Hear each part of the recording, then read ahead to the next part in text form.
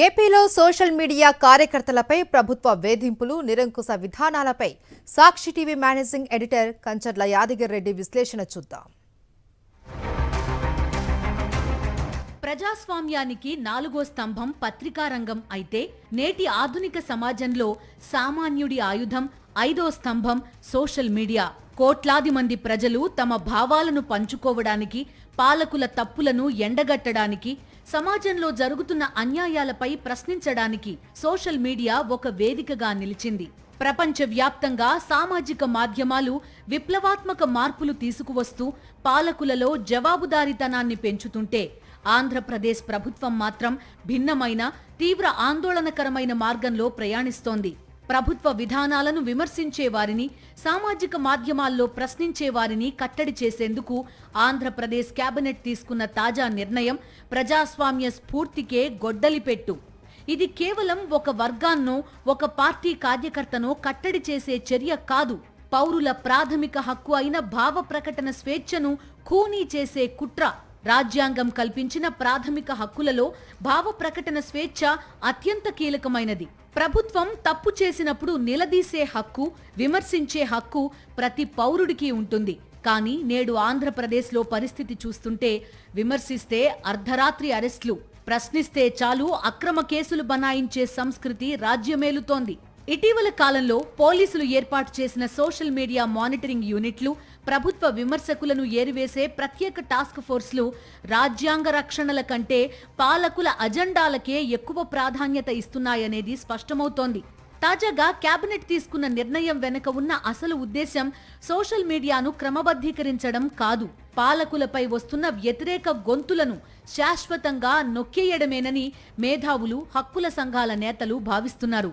తప్పులను సరిదిద్దుకోవలసిన పాలకులు తప్పులను ఎత్తిచూపిన వారిపై పగబట్టడం ప్రజాస్వామ్య స్ఫూర్తికి విఘాతం.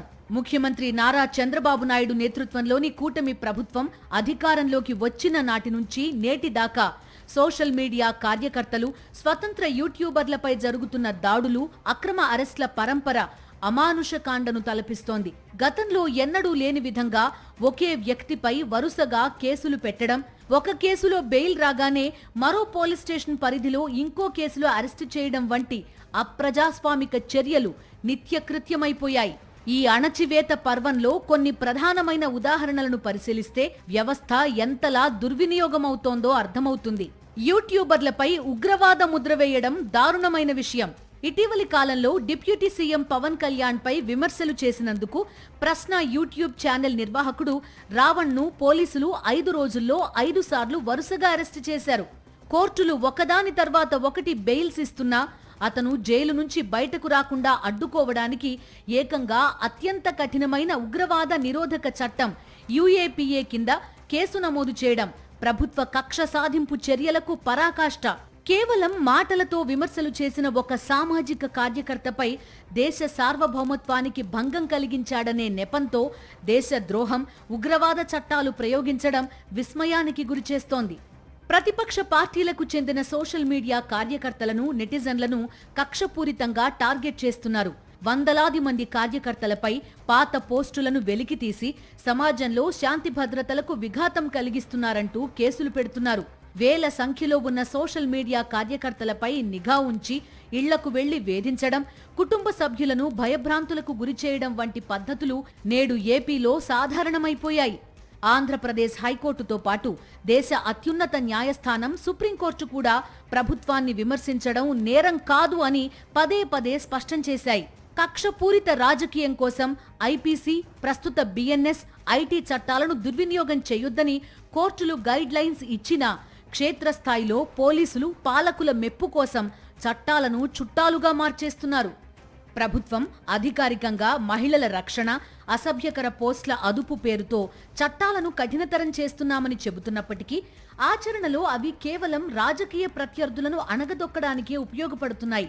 అధికార పార్టీకి చెందిన నాయకులు, కార్యకర్తలు ప్రతిపక్షాల మీద, వారి కుటుంబ సభ్యుల మీద ఎంతటి దారుణమైన పోస్టులు పెట్టినా, మార్ఫింగ్ వీడియోలు చేసినా ఎలాంటి చర్యలు ఉండవు. కానీ ప్రతిపక్ష లేదా తటస్థ కార్యకర్తలు ప్రభుత్వ వైఫల్యాలను, హామీల అమలును ప్రశ్నిస్తే మాత్రం IT యాక్ట్, BNSలోని కఠిన సెక్షన్లు తెరపైకి వస్తాయి. పోలీస్ స్టేషన్లలో థర్డ్ డిగ్రీ ప్రయోగాలు, మానసిక వేధింపులు, సోషల్ మీడియా కార్యకర్తలను నేరస్తుల తరహాలో మీడియా ముందు నిలబెట్టడం వంటి చర్యల ద్వారా సమాజంలో భయాందోళనలు సృష్టించాలని చూస్తున్నారు.